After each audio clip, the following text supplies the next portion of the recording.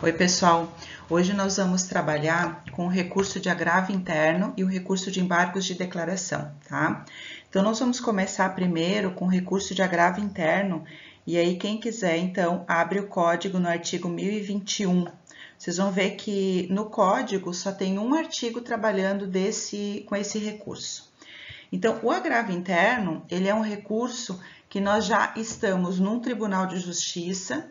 Vocês vão ver que o agravo interno ele é cabível contra uma decisão monocrática. Nós vimos que a decisão monocrática é aquela que é proferida pelo relator. Então, esse agravo interno, eu já estou dentro de um tribunal. Eu vou impugnar uma decisão que foi proferida por esse relator. Ele não é um recurso utilizado para impugnação de acórdão, que daí já seria pelo órgão colegiado. Então, nos recursos que nós vimos até agora, a primeira pessoa que vai receber o nosso recurso vai ser o relator, e esse relator ele analisa os efeitos, né, ou antecipação de tutela, no caso do agravo de instrumento, e ele analisa também os pressupostos recursais.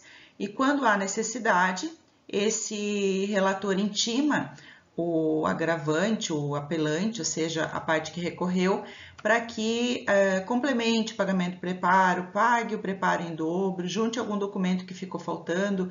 Então, são aqueles casos que a gente viu de emenda do recurso.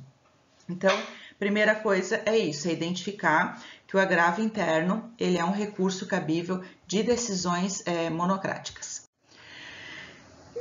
Como eu coloquei ali, então, o artigo 932 do Código, ele traz os poderes que esse relator pode ter. E ali no 932, fala que ele pode decidir questões incidentais, decidir o próprio recurso em algumas situações, quando, por exemplo, eu já tenho uma decisão que gerou precedente e que vai de encontro ao que eu estou recorrendo, o relator ele pode utilizar esse precedente e, aspas, matar, né, fulminar com o meu recurso e ele não vai mais prosseguir. E aí eu vou ter uma decisão monocrática de mérito, onde o relator vai negar provimento ao meu recurso com base numa decisão anterior que gerou algum precedente. E também, como eu falei, ele pode ele vai analisar os requisitos de admissibilidade desse recurso. Então, as hipóteses da decisão monocrática que nós temos no Código, elas estão lá nesse artigo 932. E aí, quem quiser depois vai dar uma olhadinha, tá? E ali vocês vão ver que começa, incumbe ao relator e ele traz alguns requisitos. E o inciso 4 e o inciso 5, ele fala bem direcionado à fase recursal. Então, diz que ele pode negar provimento a recurso que for contrário a. E aí, ele começa a falar das súmulas do STF, das súmulas do STJ ou do próprio tribunal. Letra B, acórdão proferido pelo Supremo Tribunal Federal ou pelo Superior Tribunal de Justiça em julgamento de recursos repetitivos, que é um dos precedentes que nós temos no novo CPC e que nós ainda vamos trabalhar esse semestre. Entendimento firmado em incidente de resolução de demandas repetitivas ou de assunção de competência, que também vamos trabalhar esse semestre e é outro caso de precedente. O inciso 5 também se refere a poderes do relator com relação à fase recursal. Depois de facultada a apresentação das contrarrazões, dar provimento ao recurso se a decisão recorrida for contrária a. E aí ele acaba repetindo a mesma coisa que ele colocou no inciso 4. Então, aqui no inciso 4, antes das contrarrazões, e no inciso 5, depois das contrarrazões.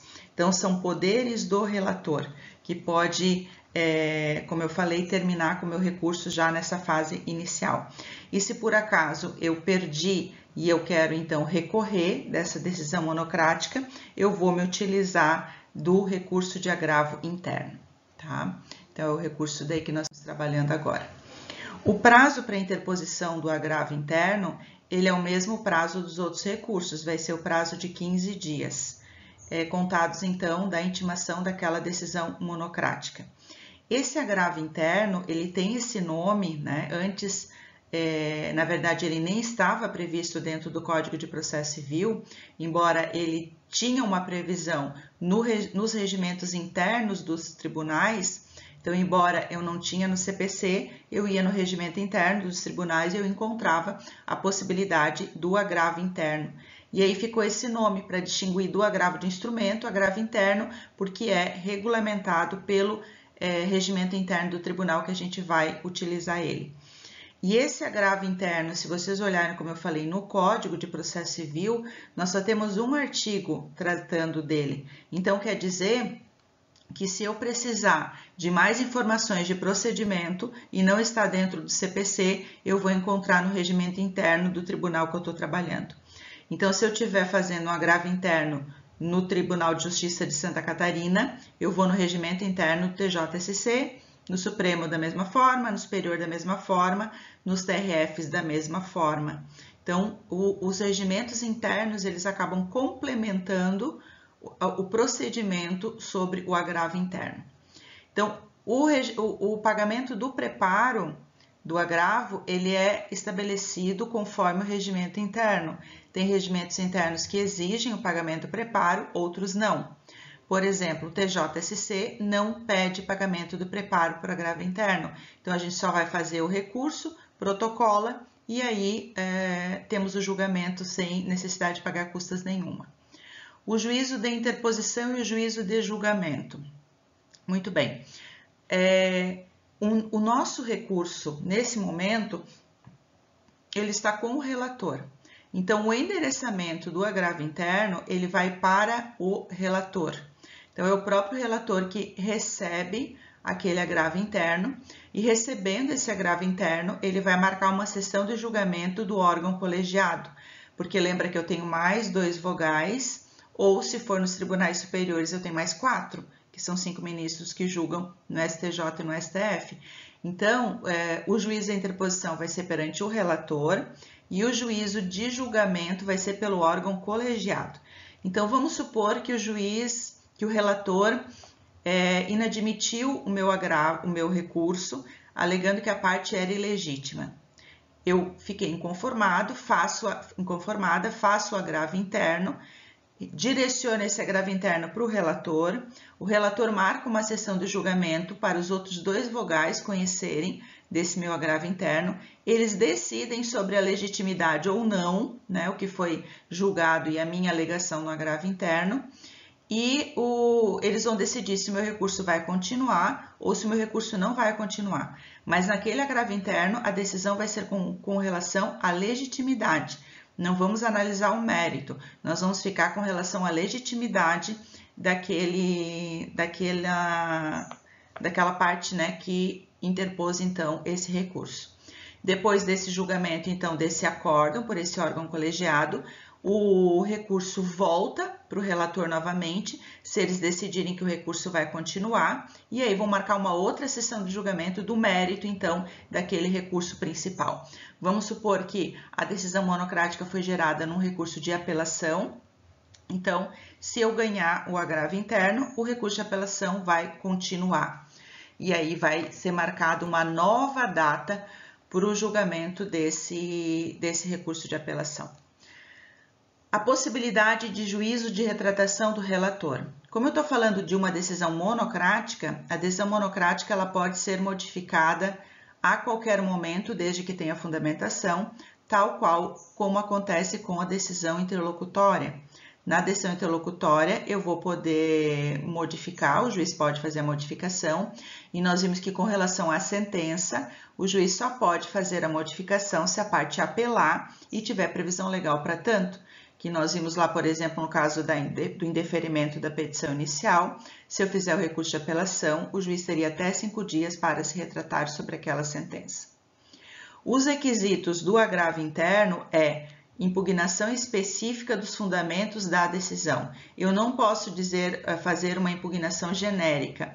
Se ele diz que a parte é ilegítima, eu vou atacar diretamente a minha defesa de que há legitimidade e eu não vou poder fazer, então, uma defesa genérica me reportando, por exemplo, ao que está no recurso principal, no recurso de apelação. Os efeitos desse recurso também dependem do regimento interno. Efeito devolutivo ele terá, porque ele devolve a apreciação do Poder Judiciário novamente essa matéria, mas o suspensivo, antecipação de tutela, por exemplo, eu vou ter que ver no regimento interno se eles permitem ou não. E conforme o artigo 937 do Código, que fala da sustentação oral, a gente tem que não cabe sustentação oral no caso do agravo interno. Então, nós vimos que no recurso de apelação sempre caberá sustentação oral. No agravo de instrumento, cabe sustentação oral só quando for do indeferimento ou deferimento de uma tutela provisória. E no caso de agravo interno, não é cabível a sustentação oral, tá certo? Então, só retornando, nós temos os fundamentos do agravo interno no artigo 1021 do Código, e ali ele traz alguns parágrafos, né, sobre esse recurso, e o que eu não encontrar aqui, eu vou ter que ir no regimento interno do tribunal que eu estou fazendo aquele agravo interno, tá certo? O parágrafo 2º do 1021, ele traz ali o juízo da interposição, que foi o que eu coloquei, ó, o agravo será dirigido ao relator, que intimará o agravado para manifestar-se no prazo de 15 dias, ao final do qual, não havendo retratação, o relator levá-lo-á a julgamento pelo órgão colegiado com inclusão de pauta. Então, vejam que aqui é possível sim a retratação, tá o fundamento do que eu falei, e aí ele leva para o julgamento do órgão colegiado, que daí nós temos nessa segunda parte, então, o juízo de julgamento desse agravo interno, que foi o que eu falei. E o parágrafo 4º desse artigo 1021, ele traz uma condenação muito parecida com a litigância de má-fé.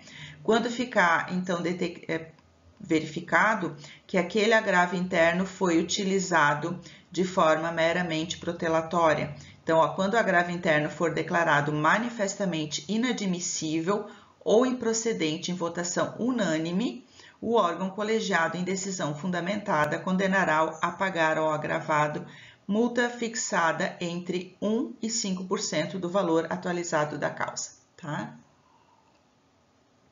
Então, esse aqui é um daqueles exemplos, quando eu trabalhei com os pressupostos recursais, que eu disse que se tivesse condenação de multa e a parte quisesse fazer o próximo recurso, ela tinha que primeiro fazer o pagamento da multa.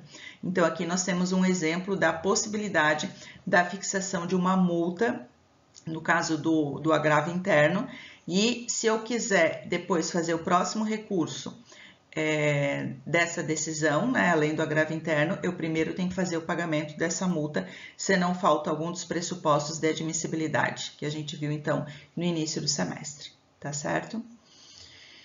Muito bem. Se o agravo interno for inadmissível e improcedente, tá aí a multa que eu comentei com vocês no parágrafo 4º, e o objetivo, então, é resguardar a seriedade na interposição do recurso, evitando a proliferação de recursos meramente protelatórios ou temerários. Técnica voltada não só à promoção da boa-fé processual, mas também à concretização do direito num processo com duração razoável.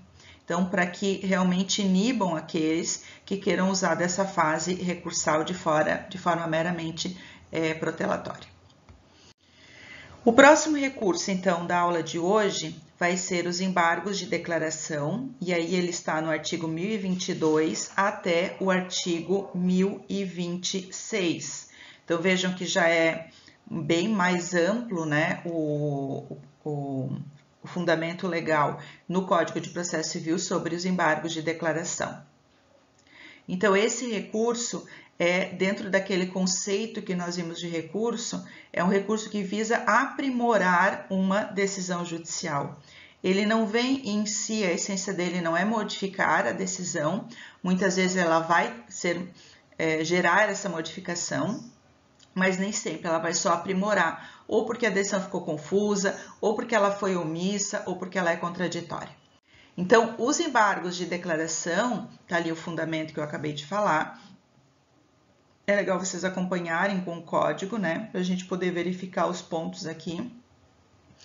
Mas o primeiro, o artigo 1022, ele fala o seguinte: cabe embargos de declaração contra qualquer decisão judicial. Então, os embargos de declaração eles são cabíveis de decisão monocrática, de sentença, de decisão interlocutória e de acórdão. Então, qualquer decisão que nós vamos ter, é possível a interposição dos embargos de declaração. E aí o código fala quando houver obscuridade, contradição, omissão ou erro material. A obscuridade, ela está se referindo muito aos casos de problemas com a língua portuguesa, onde a redação fica tão truncada que a gente não consegue entender o contexto daquele parágrafo, o contexto daquele texto. A contradição é quando, por exemplo, numa sentença, o juiz traz toda uma fundamentação na parte de fundamentação, então, de procedência da sentença, e quando chega lá na parte dispositiva, ele coloca julgo improcedente. Então, há uma contradição na decisão que foi proferida. Omissão é quando o juiz deixa de julgar um dos pedidos da nossa inicial. E o erro material é quando, por exemplo, acontece um erro de cálculo, uma soma errada, quando se refere a requerente, na verdade era requerido, quando troca os nomes, às vezes, das partes no meio de uma sentença, né, o famoso Ctrl+C, Ctrl+V.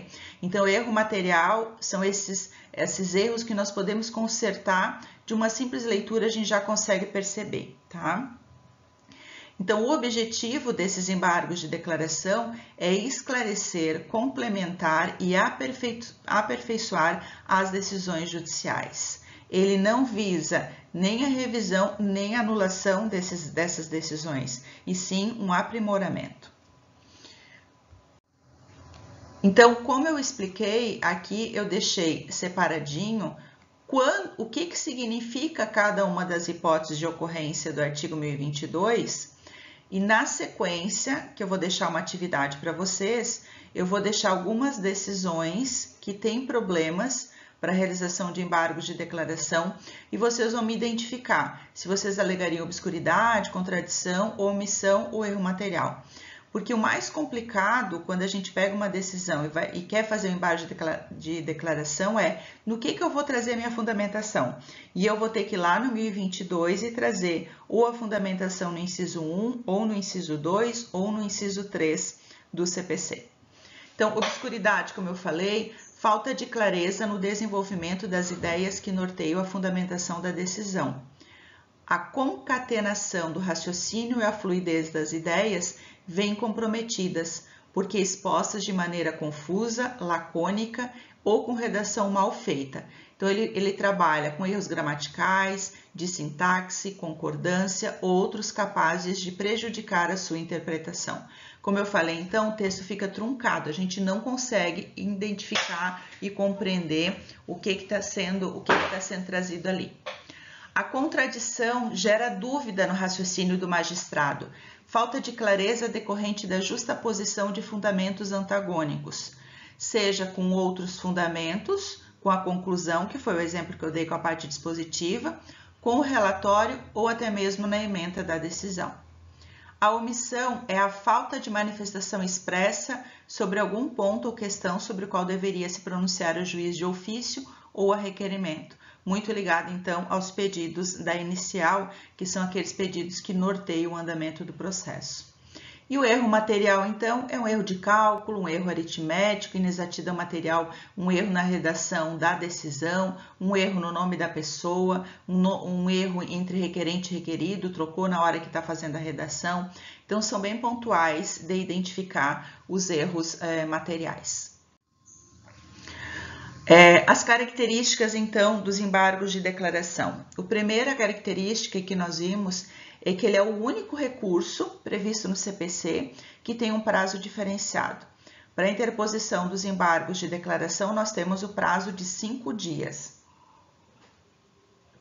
Todos os outros recursos no Código, nós vimos que nós vamos ter o prazo de 5 dias para interposição. Não temos pagamento de preparo. O artigo 1023, ele fala expressamente não se sujeitam a preparo, tá? Então, não existe regimento interno que possa trazer essa modificação, porque contrariaria o Código de Processo Civil, tá? Juízo de interposição e julgamento. Aqui nós temos uma diferença que é para interpor e para julgar o agravo interno, os embargos de declaração, vai ser o mesmo juiz que proferiu a decisão, ou o relator, ou o órgão colegiado. Então ele volta para aquele mesmo órgão julgador que proferiu a decisão embargada. Porque nada melhor que esse órgão julgador para poder esclarecer um pouquinho o que ele quis dizer, para ele julgar aquela omissão, para ele tirar da obscuridade aquele texto que ficou confuso, né? E a regra é que não há contrarrazões nos embargos de declaração, salvo se, como diz ali, houver efeito infringente. O que é o efeito infringente? O efeito infringente é o efeito modificador daquela decisão, onde eu não vou só modificar acrescentando um nome, por exemplo, mas eu vou modificar toda a essência daquela decisão. Quando, por exemplo, eu for fazer embargos de declaração com base em omissão. Então, se eu for fazer o julgamento desse embargo de declaração onde não foi julgado um dos pedidos, é evidente que eu vou ter um efeito infringente, é evidente que eu vou ter um efeito modificador. Então, quando esses embargos de declaração eles tiverem esse efeito modificador, nós vamos intimar a parte contrária para ofertar contrarrazões, para não ferir o princípio do contraditório e o princípio da ampla defesa. Os efeitos devolutivo, há controvérsias, eu já vou explicar. Suspensivo, só se requerido. Então, vejam que ele não tem efeito suspensivo automático. Eu tenho que requerer no recurso de agravo naquelas mesmas regrinhas que a gente já trabalhou até agora para os outros recursos, né? O último recurso que eu trabalhei, que é o agravo de instrumento, eu ainda comentei, ó, eu tenho que fazer o agravo de instrumento e se eu requerer o efeito suspensivo, eu tenho que colocar da probabilidade do provimento do recurso e eu tenho que colocar também o periculum in mora. Então, nos embargos de declaração, eu tenho que fazer esse requerimento expresso e tenho que colocar esses dois requisitos que eu vou ter que colocar em todo recurso que eu fizer o pedido de efeito suspensivo. Interrupção do prazo para outro recurso é que após o julgamento, então eu tenho uma decisão proferida, eu vou entrar com os embargos de declaração até 5 dias após a intimação daquela decisão. Eu faço os embargos de declaração, depois do julgamento dos embargos de declaração, vamos supor que eu fiz embargos de declaração de uma sentença, eu vou ter 15 dias para fazer o recurso de apelação. Então, quando eu falo interrompe o prazo para o outro recurso, é que o prazo é devolvido na íntegra, não é só o prazo que falta. Se eu dissesse que ele suspende o prazo, eu protocolaria os embargos até o 5º dia e depois, para o próximo recurso, só teria o tempo que faltou, né? Então, se eu protocolei no 5º dia, teria mais 10 dias. Aqui não, eu digo que ele interrompe o prazo para interposição dos outros recursos. Então, o prazo volta na íntegra para a parte poder recorrer. Então, o artigo 1026, ele trata justamente isso. Os embargos de declaração não possuem efeito suspensivo e interrompem o prazo para interposição de recurso. E o parágrafo 1º, então, ele fala aqueles dois requisitos que eu falei para vocês do pedido do efeito suspensivo. Ó. A eficácia da decisão monocrática ou colegiada poderá ser suspensa pelo respectivo juiz ou relator, depende de qual decisão que eu tô embargando, se demonstrada a probabilidade do provimento do recurso ou sendo relevante a fundamentação, se houver risco de dano grave ou de difícil reparação. Então, nesses dois casos aqui, nós temos a discussão da possibilidade do pedido de efeito suspensivo nos embargos. E voltando então ali no efeito devolutivo, que eu coloquei entre parênteses que há controvérsias, porque nós temos dois conceitos para efeito devolutivo. Nós temos um conceito que diz que efeito devolutivo é devolver a matéria ao Poder Judiciário, não interessa se é para o mesmo julgador ou não, e o outro conceito é devolver a matéria para outro órgão julgador. Então, por exemplo, eu vou ter uma sentença proferida pelo juiz, vou ter o julgamento da apelação pelo Tribunal de Justiça.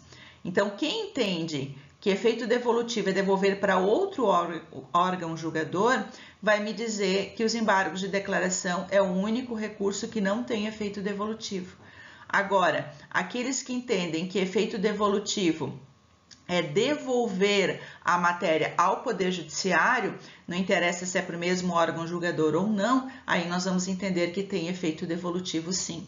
O meu entendimento é, efeito devolutivo é quando ele devolve a matéria para apreciação do Poder Judiciário. Então, eu vou dizer que os embargos de declaração têm efeito devolutivo, tá bom? Não temos também sustentação oral, se o julgamento dos embargos foi feito no Tribunal de Justiça, não temos, como também não temos, como a gente viu anteriormente, no agravo interno. A fungibilidade, que a gente já viu também, que é a possibilidade de trocar um recurso para outro, ela tem previsão de, se eu interpor embargos de declaração e o relator entender que deveria ser agravo interno, ele vai poder modificar meus embargos para o agravo interno. Então, aqui é a possibilidade que nós temos de mudar os embargos de declaração para o recurso de agravo interno, caso o relator entenda que eu fiz a interposição incorreta. No caso, não seria o caso de pedir só um esclarecimento, mas sim de modificar toda a decisão, e aí eu deveria me utilizar esse recurso de agravo. E aqui eu tenho uma pergunta que a gente tem que pensar, né? Se por acaso eu fizer interposição de embargos de declaração, aqui eu estou pensando no caso de sucumbência recíproca, e a outra parte resolver recorrer, vamos supor que eu vou protocolar meus embargos de declaração e a outra parte vai fazer o recurso de apelação. Então, como teve sucumbência recíproca, os dois vão poder recorrer. Vamos supor que eu faço embargo de declaração. Esse embargo de declaração eu faço com um pedido de modificação da decisão, né? Vamos supor que eu estou embargando acerca de uma omissão que não foi julgada pelo juiz de primeiro grau. E aí eu vou fazer os embargos e a outra parte faz a apelação. A ideia é, o que eu vou fazer se por acaso aqueles embargos de declaração modificar a decisão? Se houver a modificação, então, dessa decisão proferida nessa decisão embargada, a outra parte já vai ter feito recurso. Se a decisão modificou, aquele recurso dela acaba ficando um pouco prejudicado, porque, na verdade, ela recorreu de uma decisão que acabou sendo modificada por embargos. Então, a resposta dessa pergunta é: espero o julgamento dos embargos. Se modificar a decisão embargada, intima a outra parte para complementar ou alterar as razões do recurso no prazo de 15 dias, contados a intimação da decisão dos embargos. Então, eu tenho que intimar a parte para, caso ela queira e haja necessidade, ela modifique seu recurso de apelação interposto. Se não modificar a decisão embargada ou os embargos forem rejeitados, segue o baile. O outro recurso será processado e julgado independentemente de ratificação, tá? Então, só vai ter a necessidade da complementação ou da modificação do recurso principal que foi interposto se os embargos de declaração modificarem a decisão, então, recorrida. E como eu falei para vocês, às vezes os embargos de declaração, principalmente quando ocorrer omissão, quando eu fizer embargos com base em omissão, ou seja, quando o juiz não levar em consideração um dos meus pedidos, numa divisão de partilha, não levar em consideração um bem, esqueceu de analisar e levar a divisão daquele bem. Então, eu vou falar que esse embargo de declaração tem efeito infringente. Infringente significa efeito modificador, ou seja, aquela decisão vai modificar a decisão embargada. Então, o artigo 1023, parágrafo 2º, é legal vocês marcarem em cima, embargo de declaração com efeito infringente. Para quando vocês precisarem encontrar, vocês vão encontrar rapidamente.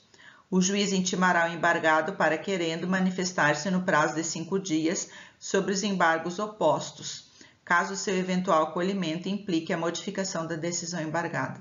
Então, nesse caso, se tiver esse efeito modificador da essência da decisão, a parte contrária vai ter que ser, então, intimada para contrarrazoar. Lembrando que sempre que for com base em omissão, tem que ter contrarrazões da parte contrária. Embargos declaratórios pré-questionadores. Esse aqui nós vamos pular, eu não vou explicar hoje, porque eu vou deixar para explicar melhor quando a gente trabalhar com o recurso especial, com o recurso extraordinário. Porque os embargos declaratórios pré-questionadores, eles são um recurso que são utilizados como requisito de admissibilidade do RESP e do RE, tá? Então, não vai ser esse o momento, nós vamos pular esse slide e eu vou voltar nele quando eu falar do recurso especial e do recurso extraordinário. E aqui também aparece uma penalidade para a utilização do embargo declaratório de forma protelatória. Então, ele coloca que se tiver esse embargo declaratório protelatório, imagina, eu vou fazer 5 dias o embargo, se esse embargo demorar um mês para ser julgado, eu ainda vou ter 15 dias para fazer o recurso de apelação, eu já demorou um monte o processo. Então, nesse caso, uma multa de 2% sobre o valor atualizado da causa. Se eu reiterar esses embargos declaratórios protelatórios, a multa sobe para 10% sobre o valor atualizado da causa.